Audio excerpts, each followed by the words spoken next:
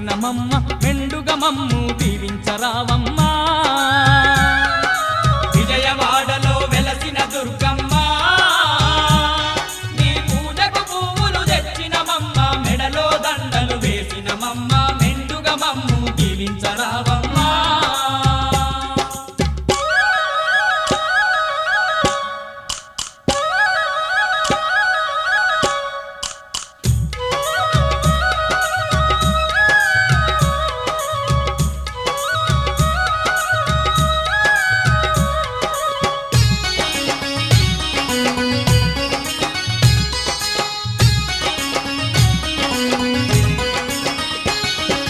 పూలు పళ్ళతో పూజలు నీకు అన్న పూజలతో అర్చన నీకు